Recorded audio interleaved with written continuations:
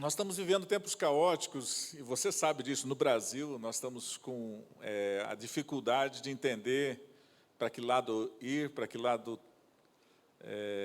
caminhar. As coisas estão bem complexas, e havia uma expectativa, aconteceu outra, e existe um clima de orfandade, de perdição, de falta de direção.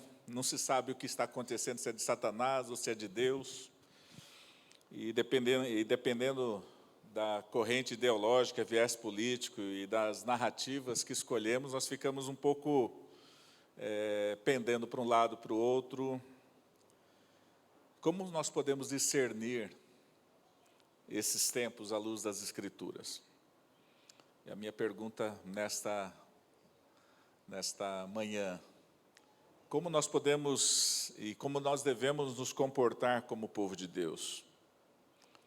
Primeira coisa que eu quero dizer para você, e eu tenho dito para mim sempre, Deus não perdeu o controle da situação. Amém? Deus nunca perdeu o controle da situação. Essa é uma verdade. E nós precisamos estar atentos ao que a palavra de Deus, o que a história da igreja, a história do povo de Deus revela, o que as Escrituras mostram. Deus nunca perdeu o controle da situação. E essa é uma verdade que precisa estar na nossa mente, no nosso coração. Porque senão a gente acha que Deus perdeu o controle, deixa eu tentar fazer alguma coisa. E aí, quando a gente tenta fazer aquilo que fazemos, aquilo que nós não fomos chamados, erramos a mão e acabamos enfiando o pé entre as mãos, que nem minha mãe dizia. Por isso é importantíssimo que a gente lembre, nós devemos nos lembrar que, mesmo antes de formar o povo de Deus, lá em Gênesis 15, quando Deus estava chamando Abraão, ele fala: Abraão, você será pai de uma nação, mas essa nação viverá sobre o governo, sobre 400 anos será escravo. Mesmo antes de formar. Gênesis 15, 13, se você olhar para isso, você vai ver isso, né? Então o Senhor disse a Abraão: sabe com certeza que a tua descendência será peregrina em terra alheia. E se você continuar lendo, você vai ver que Deus, antes mesmo de formar o povo de Israel, já estava dizendo: olha, eles vão passar por situações complicadas. Eu estou formando um povo, e esse povo será escravo, passará por uma situação adversa, mas é eu que estou no controle das coisas. Quando você sabe que você olha para o piloto e fala assim, a situação está um caos, mas você olha para o piloto e fala: calma, eu estou no controle. A situação é outra, a cabeça e o nosso coração fica descansado.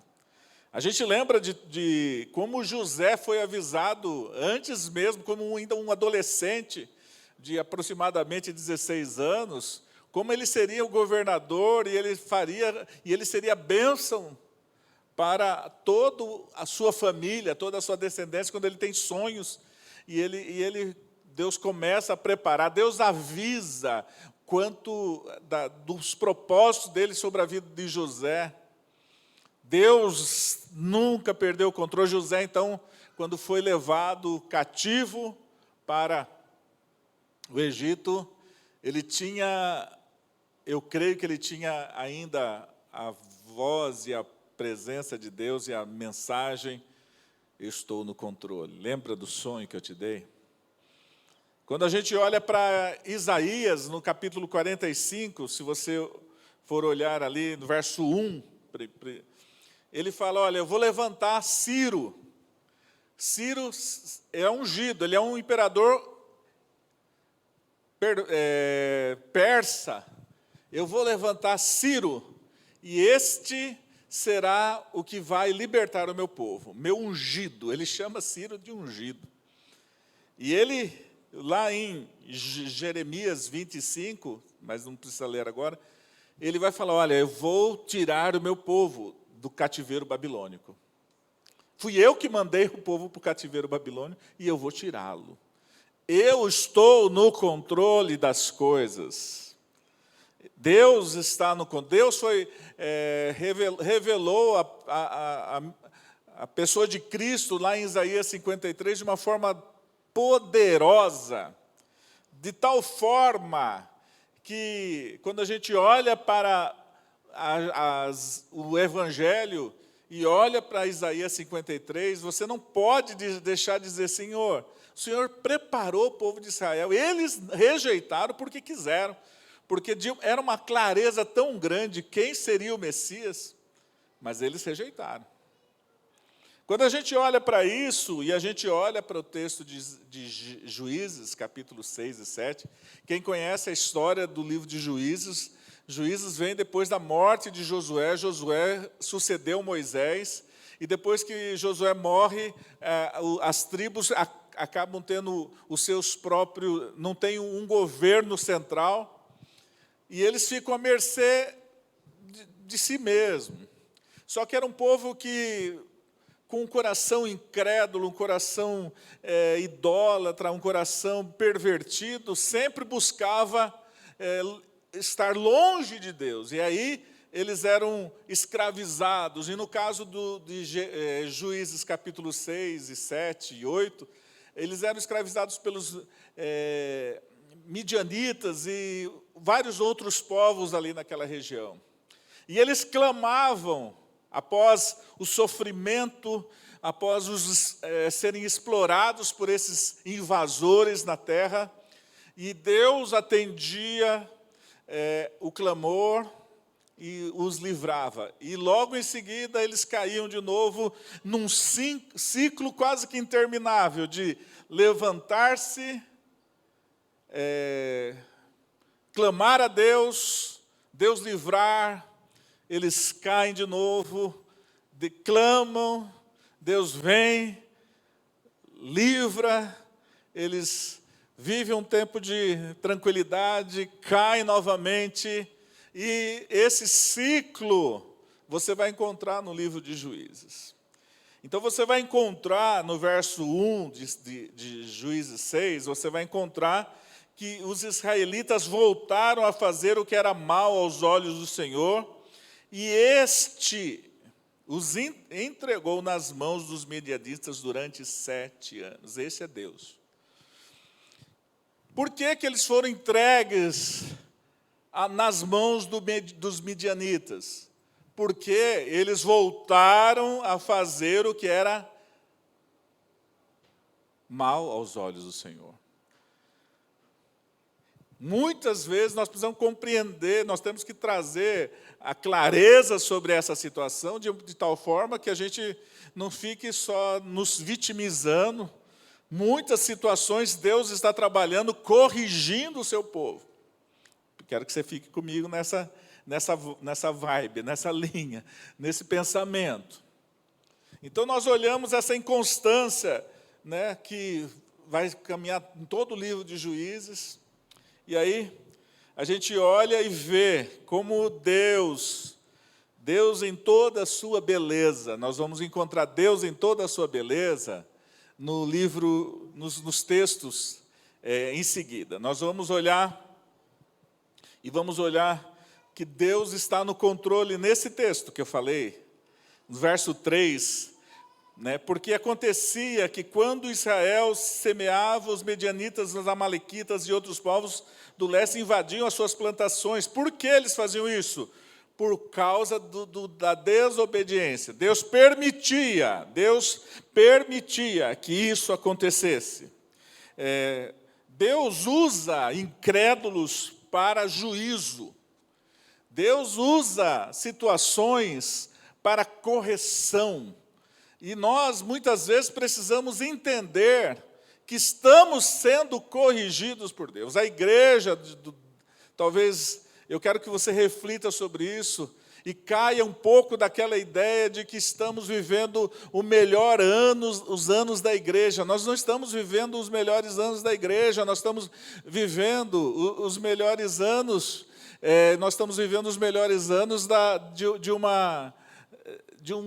talvez de uma apostasia quase. Por quê, pastor?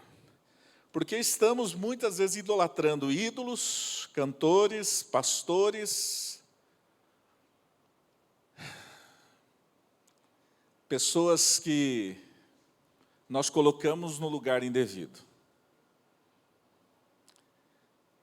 Eu preciso falar isso para vocês, eu preciso orientar a igreja sobre isso. Nós precisamos acordar, gente. Será que o que tem acontecido não é uma forma de Deus corrigir sua igreja? Pense comigo. Deus é misericordioso, gracioso, e Ele ouve o clamor do seu povo. Nós olhamos isso no verso 7. Então, esse Deus que corrige, graças a Deus, quem ama um Deus que corrige? Você pode agradecer a Deus, Senhor, obrigado, porque o Senhor é um Deus de correção.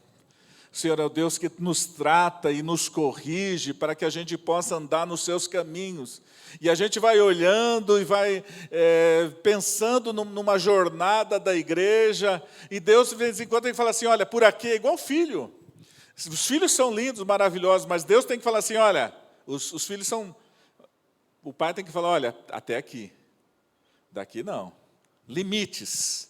Deus coloca limites, Deus coloca direção, porque se deixar por nós mesmos, nós acabamos nos perdendo, nós acabamos fazendo coisas que não são da vontade de Deus. Então, eu entendo, queridos, que estamos vivendo um tempo de correção de Deus. Usando gente ímpia, gente horrorosa, gente que não... Deus permite isso. Não é da vontade de Deus. Não é da vontade de Deus. Mas eu creio que é um tempo para nos arrependermos. É um tempo que Deus está chamando a igreja para o arrependimento.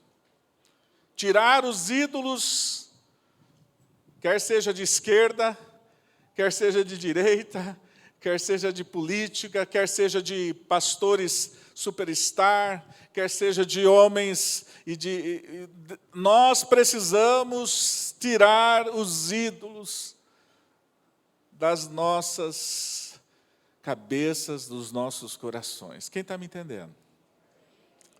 Comece a olhar aí, aonde você tem colocado sua confiança. Às vezes é na empresa, às vezes é no dinheiro que você tem, às vezes é no nome de uma igreja, às vezes é no nome de um pastor, às vezes é no nome de uma você confia muito. Às vezes nós temos colocado a nossa família no altar, no lugar de Deus. Tem muitas pessoas que falam, a minha família é prioridade. E tem deixado Deus por causa da família.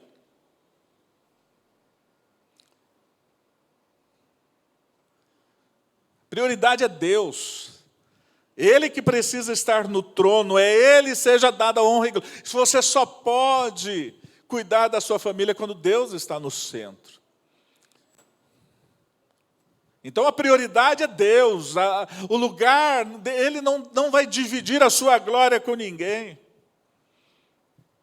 Mas o povo de Israel, eles colocaram os deuses dos povos à sua volta no lugar. E esses povos à sua volta eram gente que acabavam fustigando, roubando, destruindo aquilo que eles tinham. Os próprios deuses que esses povos adoravam eram os deuses que Israel trouxe para ser seu Deus. E esses povos traziam e roubavam e destruíam aquilo que Israel tinha. Quem está me entendendo que essa situação é uma situação que talvez se assemelhe ao que a gente está vivendo hoje. Nós estamos trazendo muitas vezes deuses que o mundo confia. Nós temos um Deus que nos sustenta. É Ele que nós devemos crer, é Ele que governa, é Ele que reina. E nós, às vezes, colocamos toda a nossa confiança em A ou B, direita ou esquerda, porque tem gente, né, de todas as linhas aqui. Nós temos que destruir esses altares e falar: só o Senhor é rei, só o Senhor governa, só o Senhor é aquele que está no lugar correto. Por isso, é lindo ver Deus agindo nesses capítulos, porque ao mesmo tempo que Ele mostra a sua soberania e sua santidade, Deus, Ele é santo, Ele não aceita aquilo, tudo que o povo fazia não era reto aos olhos do Senhor, era mal aos olhos do Senhor. Mas então Ele mostra: eu não aceito, eu sou santo, eu não aceito essa forma de vocês agirem, então eu vou corrigir vocês por causa da minha santidade, eu sou soberano, eu comando todas as coisas, e vocês então vão ser corrigidos porque eu sou soberano, eu governo todas as coisas, eu movimento todas as coisas. Mas Deus também é um Deus misericordioso, porque na hora que começa a doer, na hora que a gente começa a sofrer, o que aquele povo faz? O que aquele povo faz, gente? Ele clama. E o verso 7 mostra isso. Quando os israelitas clamaram ao Senhor por causa dos midianitas, o Senhor lhes enviou um profeta. Eu acho muito interessante. O Senhor eles clamam, Deus fala assim: eu vou libertar, mas antes eu preciso falar com vocês. E envia um profeta.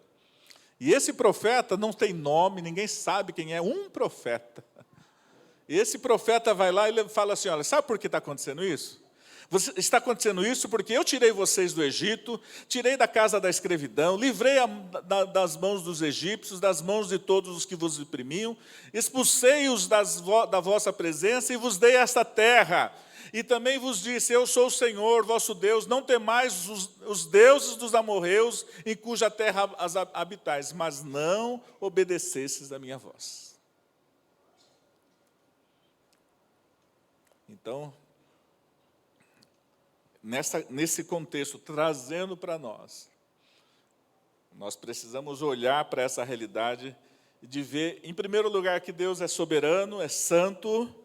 Essa beleza a gente vê na correção de Deus, no domínio de Deus, no movimentar de Deus. Mas Deus também é um Deus misericórdia e gracioso, que Ele ouve a oração, Ele ouve o clamor, Ele ouve quando nós clamamos. E eu quero convidar a igreja a viver esse tempo de clamar,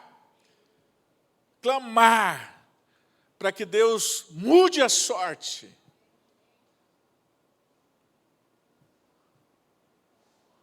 Não é para ficar brigando, eu quero ficar brigando na internet, ficar de mal com o parente que é de uma linha ou de outra. Olhe para o Senhor, tira os olhos da TV, do jornal, tira os olhos das redes sociais, tira os olhos do Palácio do Planalto, tira os olhos de onde quer que seja. E eu peço para você, igreja, vamos olhar para o Senhor. Vamos e falar: Senhor, tem misericórdia de nós. Nós estamos clamando agora. Mas será que chegou o ponto ainda da gente clamar? Porque só clamamos quando o negócio está doendo. Por isso, Deus é misericordioso, gracioso e ouve o clamor do seu povo. Deus continua a repreender, como nós vimos, mas Deus levanta um homem. E Ele levanta um homem improvável. Deus levanta um homem improvável. Ele levanta Gideão. Se você olhar no verso 15, Gideão diz que, Juízes 6,15, ele diz: Gideão perguntou-lhe: meu Senhor, como eu livrarei Israel? A minha família é a mais pobre em Manassés, e eu sou o menor na casa de meu pai. Deus fala: eu vou levantar você. E eu creio que Deus levanta Gideão para mostrar que não depende de homens sábios, inteligentes. Ele precisa de homens dispostos. Ele vai usar sabedoria e inteligência, mas a sabedoria e inteligência que vem do Senhor. E a gente olha, e ele levanta um homem. E eu acho interessante como Deus gosta de levantar pessoas que são, como eu já preguei outras vezes, pessoas improváveis. Deus pega José, que era o menor da casa, poderia ter levantado Rubem, o mais velho. Não, mas ele levanta José. Ele levanta Davi, que era o menor da casa, para ser o rei. Deus gosta de trazer e falar assim, para que a minha glória seja conhecida, porque eu não estou levantando pessoas com a sua aparência, força, sabedoria, mas eu estou levantando pessoas frágeis que dependem de mim para que a minha glória seja conhecida.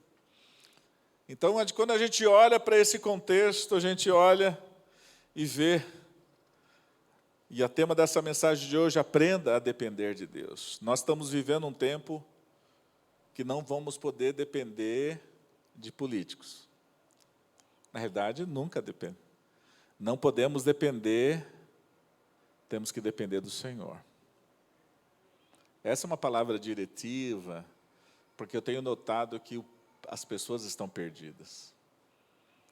Elas olham, não sabem se briga, se chora, se muda de país, se faz... Não, vamos confiar no Senhor.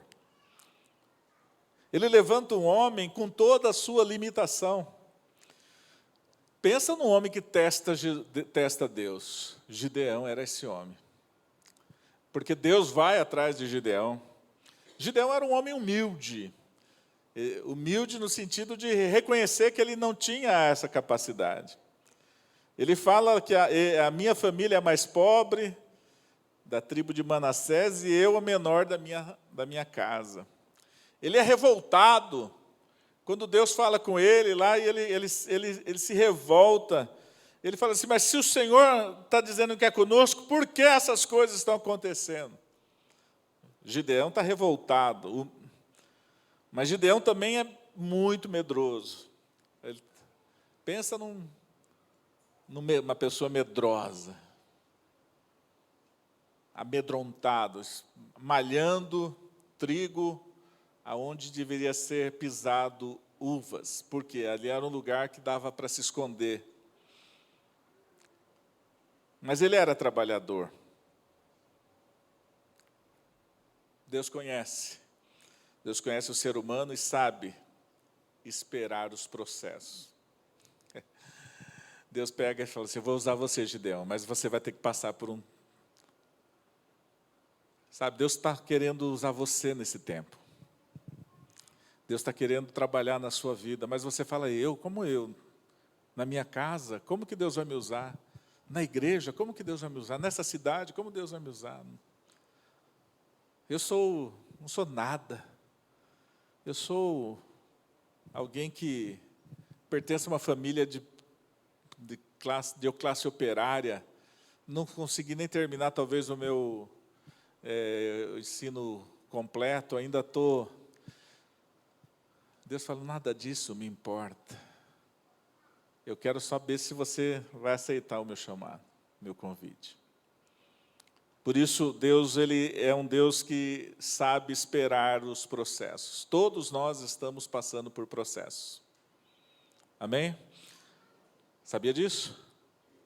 Você e eu estamos num processo. Deus teve que esperar muito passar pela meu temor, a minha negligência em dizer, sim, Senhor, eu assumo esse pastorado, esse chamado.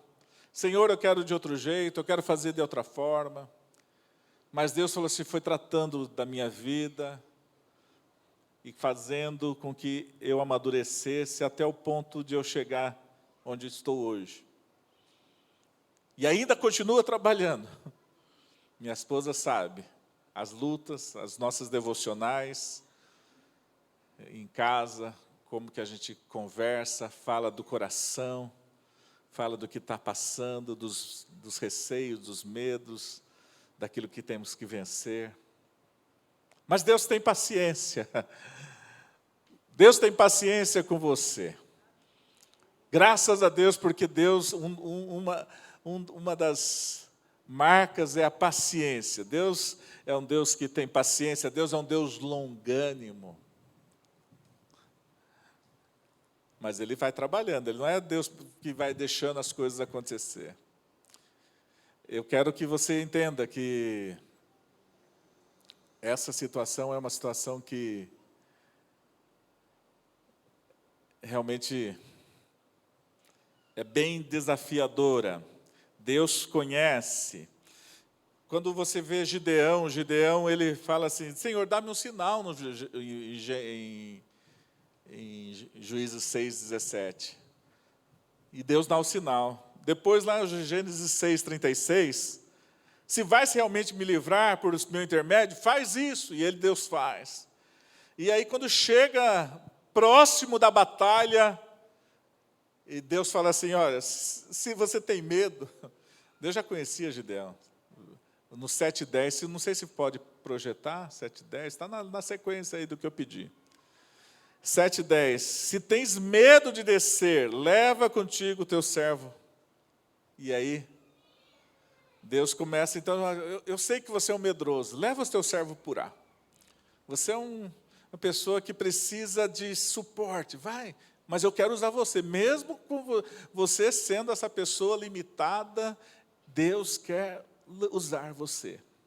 Mesmo sendo uma pessoa limitada, Deus quer usar você. Você está entendendo?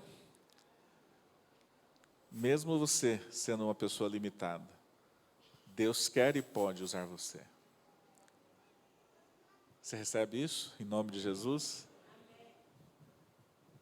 Porque é dessa forma que Deus começa a trabalhar. Deus começa a trabalhar nesse homem. Esse homem, em toda a sua limitação, vai ser usado por Deus. Sabe qual era o problema de Israel, queridos? O problema de Israel não era os medianitas. O inimigo de Israel estava dentro de Israel. Eram os altares que eles tinham levantado para Baal. Tanto é que o primeiro trabalho de Gideão é derrubar um altar que o pai dele tinha feito. Então, como que o Senhor vai usar você? É começando a derrubar os altares que estão dentro da sua casa. Dá uma olhadinha nos altares aí. Que altar você tem? Essa idolatria, em Gênesis 6:25, ele derruba o altar do seu pai. Ele começa uma reforma na sua casa, para depois começar uma reforma fora. Deus só nos livrará dos inimigos externos quando nós nos livrarmos dos inimigos internos. Arruma a tua casa, põe em ordem a sua casa. Sabe o que está acabando? Tem uma frase que eu pedi para projetar aí, Gui, não sei se ele está ligado aí. A frase é, o que está acabando com a igreja não é o comunismo, a esquerda, a perseguição ou o liberalismo, pois nunca em toda a história isso destruiu a igreja. Nunca a igreja foi destruída por causa de nenhuma força política. O Império Romano tentou destruir a igreja, conseguiu? O comunismo tentou destruir a igreja, conseguiu? Sim ou não? Tentaram queimar todas as Bíblias quando o Império Romano, o Católico Romano, conseguiu destruir a igreja? Não. Hoje lá o islamismo está tentando destruir a igreja no Oriente Médio, muitas vezes. Está conseguindo? Não. Porque quem sustenta a igreja é o Senhor. Quem sustenta essa igreja é o Senhor. Não será a Constituição do Brasil, não serão os deputados e senadores, e nem dinheiro que venha ser pautado, esperado. Será o Deus de Israel, o Deus de Isaac e de Jacó, o Senhor Jesus, aquele que reina para sempre. Esse é quem sustenta a igreja. O que está minando, e essa outra frase que eu quero que você O que está minando e destruindo a igreja de dentro para fora é a idolatria, a personalidades, pastores, líderes e políticos, os projetos pessoais. Muitas pessoas estão destruindo a igreja por causa de projetos pessoais, fruto do orgulho e da falta de amor. O que está destruindo a igreja é isso. Por isso, temos que clamar: Senhor, restaura a sorte da tua igreja. Senhor, esse não seja o meu projeto pessoal. As vaidades. Ai, eu quero uma igreja assim, eu quero a igreja... Tem muita igreja que é fruto de vaidade pessoal. Tem muitas líderes que estão à frente, fruto de vaidade. Tem muita igreja caminhando, esperando que ser reconhecida nos palácios dos poderes. Quem está me entendendo? Faz sentido o que eu estou falando ou não, gente? Se você não gostou, me pega lá fora depois. Mas eu vou com o Leonardo junto. Ele é grandão. E o Sérgio também, né? Os dois ali. Vocês me dão suporte lá fora.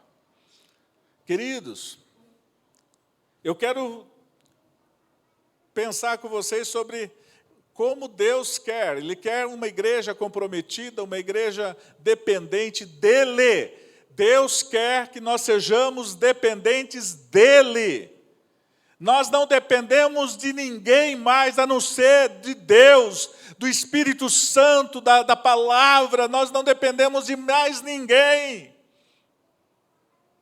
Vai começar a perseguição. Que venha. Que nós dependemos do Senhor.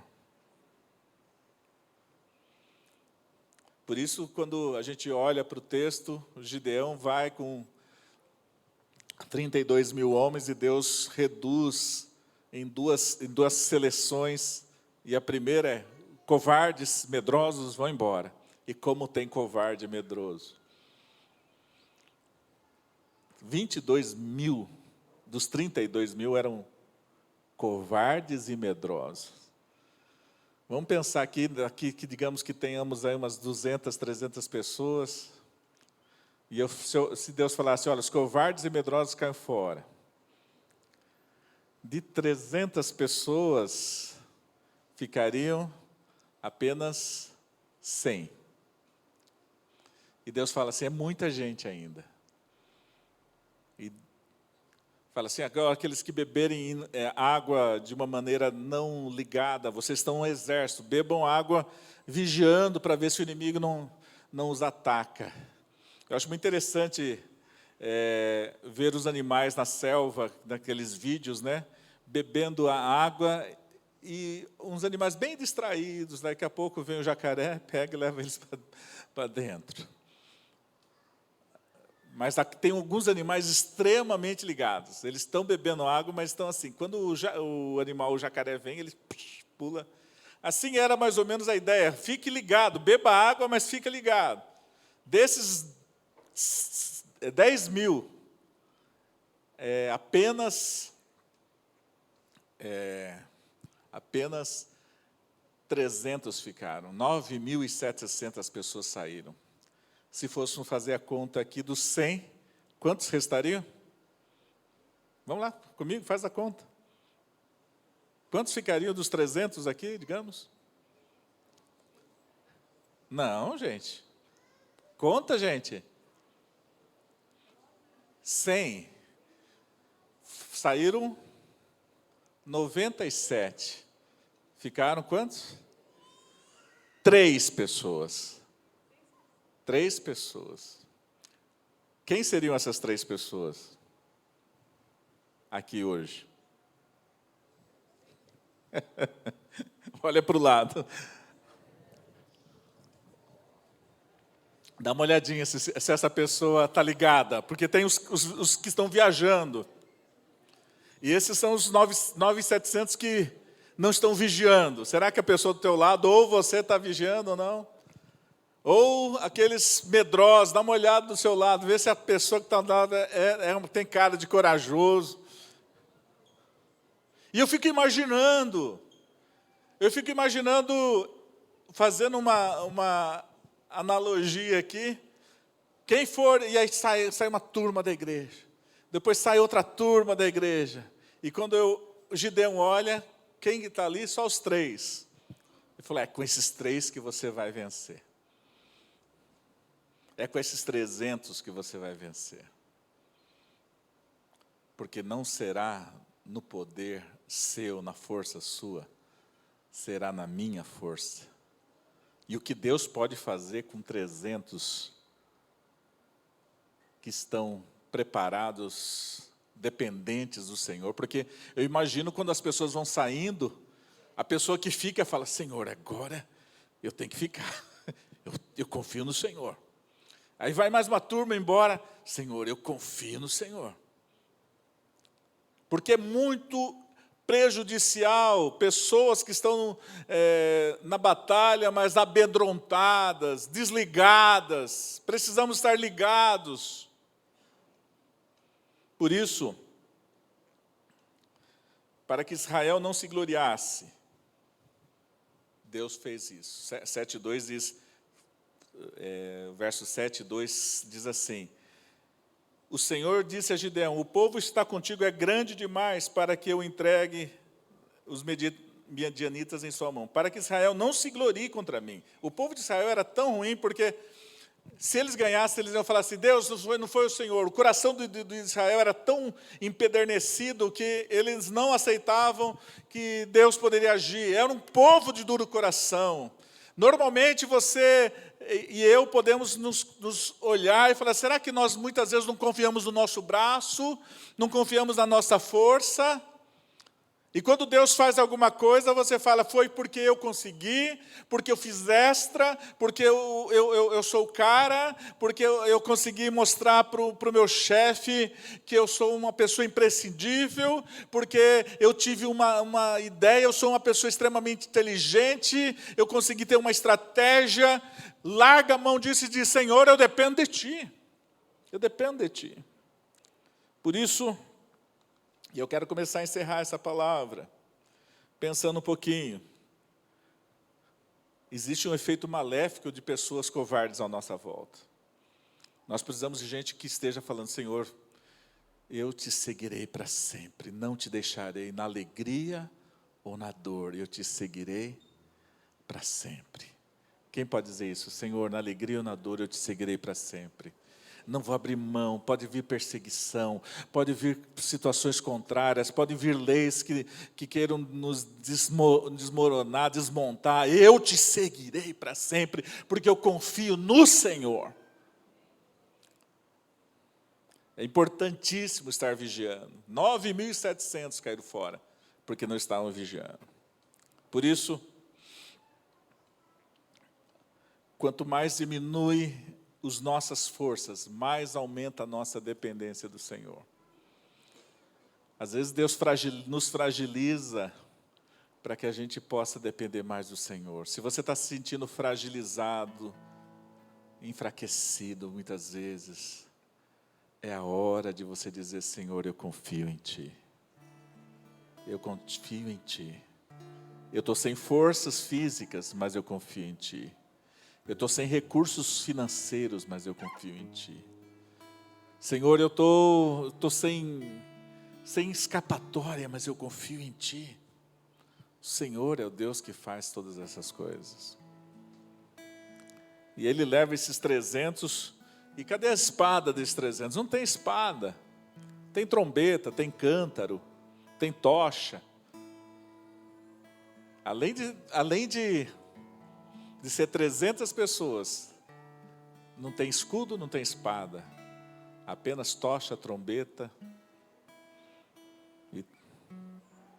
e um cântaro. Mas ele confiava, eu vos livrarei e entregarei os midianitas nas suas mãos. Mas sabe o que aconteceu, queridos? E Deus começou a falar comigo. Isso me deixou bastante impactado. Se você estudar o livro de Juízes, você vai ver, o Senhor lhes enviou, então o anjo veio, então o anjo apareceu, o Senhor virou-se para ele e disse, o Senhor disse novamente, e Deus disse, esperai até que voltes, mas o anjo lhe disse, então o anjo estendeu o cajado, várias situações em que Deus está falando com Gideão, e Gideão está sendo conduzido. O Senhor disse a Gideão, e vai caminhando, nós vamos caminhando. Então o Espírito do Senhor se apoderou de Gideão. E assim aconteceu, Deus fez assim naquela noite. E o Senhor disse, e você vai ver isso várias vezes acontecendo. Mas chega uma hora que Deus para de falar. Na hora da batalha, parece que Deus não fala mais nada. Mas sempre uma coisa que me incomodou nesse texto, sempre Deus é que ia atrás de Gideão. Você não vê como Abraão, Moisés, e buscou o Senhor, e Davi buscou o Senhor. Gideão, ele ficava esperando Deus falar. Ele era uma pessoa reativa. Eu quero desafiar você a não ser como Gideão. Pastor, você era para falar que era para ser igual a Gideão. Eu quero falar para você não ser igual a Gideão. Porque Gideão, sabe o que ele fazia? Deus falava, ele reagia. Deus falava, ele reagia. E quando Deus parou de falar, ele parou, também não falava com Deus, não buscava Deus. E ele venceu a batalha, Deus deu a vitória. Mas se você continuar lendo o capítulo 8, ele se perdeu totalmente. Construiu um éfode, uma roupa sacerdotal de ouro, dos despojos dos seus inimigos. E ali o povo adulterou, começou a idolatrar a roupa sacerdotal de Gideão. Gideão era para falar, não. E ele não fez isso. Por isso, não será pelas estratégias, nem pela nossa força, nem pela fraqueza do inimigo. O comprometimento com Deus deve ser pela fé, baseado nos seus atributos. Deus é bom, nós cantamos isso. Deus é bom, nós confiamos nele, Ele é a nossa força, Ele é o Deus que nos fortalece. E não tenha medo dos momentos fracos, porque você é fraco. Você só é forte em Deus. Todo homem que confiou em si mesmo caiu, os mais fortes, Sansão, Saul. Você vai ver no Nabucodonosor, acho que confiava no seu poder. Deus falou assim, você vai pastar. Nós precisamos ser uma igreja que aprenda a depender do Senhor. E firmar um compromisso de seguir ao Senhor e não políticos, não ideologias, não morrer. Você tem que morrer pela obra, pela causa, por Jesus. Deus não perdeu o controle das coisas. Quero que você fique de pé, por favor. Como igreja, precisamos parar de depender das estratégias, forças, movimentos, pessoas, políticos e confiar no Senhor. Não por força, nem por violência, mas pelo quê? Pelo meu Espírito. A igreja, nesse tempo, precisa andar mais no Espírito. Ainda mais pela dependência de Deus, mais do que pelas suas forças. Eu quero orar com você. Você entendeu essa palavra?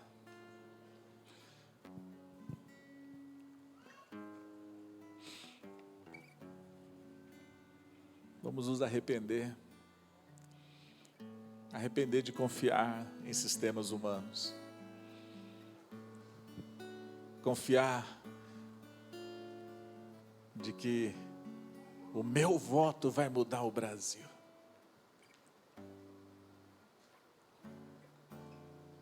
O que vai mudar o Brasil é o seu joelho no chão e o seu testemunho poderoso.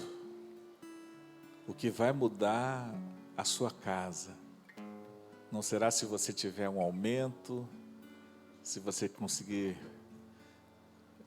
reverter as finanças.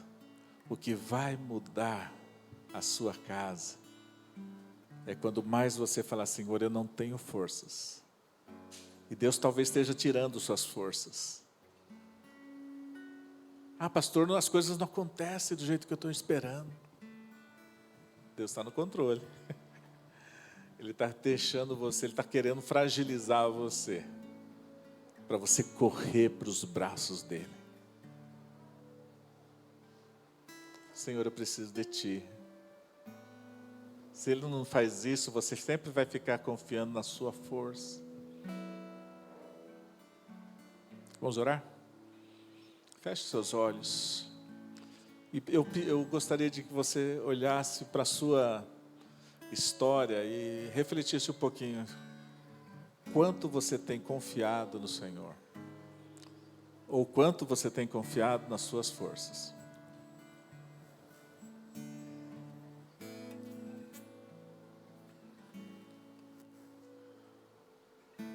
Deus pode fazer extraordinariamente, poderosamente, infinitamente mais naquele que depende dEle. Senhor, não tenho força, não sei para onde ir. Ele gosta dessa oração. Eu preciso de Ti, Senhor. Eu não sei o que fazer. Chá comigo, Deus fala. Eu sou o Deus Todo-Poderoso e sei o que fazer. Pai, estamos aqui nessa manhã. Queremos reafirmar nosso compromisso de Te seguir para sempre. Na alegria ou na dor, nós queremos dizer: Senhor, eu quero Te seguir. Ó Deus amado, nós estamos vivendo tempos escuros, tempos nebulosos, tempos incertos. Nós não sabemos o que vai acontecer daqui a alguns dias, daqui a alguns meses, anos. Mas o Senhor está sentado no seu trono, inabalável, Senhor. Ensina a Tua igreja a confiar em Ti nesses dias. Ó Deus, tira da igreja os ídolos, Senhor. Tira da Tua igreja os altares das famílias. Leva-nos a confiar e depender completamente de Ti. Ensina-nos a viver despojando dessas forças humanas e nos atirando, falando: Senhor, socorre-nos, atende-nos, porque dependemos de Ti. Ó Senhor amado, traz sobre Tua igreja esse tempo lindo de depender, mesmo enfraquecidos, mesmo despojados, mesmo muitas vezes com o nosso físico não pleno, Senhor. O Senhor é a nossa força, o Senhor é nosso rochedo, o Senhor é a nossa alegria, o Senhor é tudo para nós, Senhor. Ensina-nos a viver confiando em Ti. Perdoa-nos a idolatria, perdoa-nos por ter colocado pessoas no lugar que não deveríamos ter colocado. Nós oramos em nome de Jesus.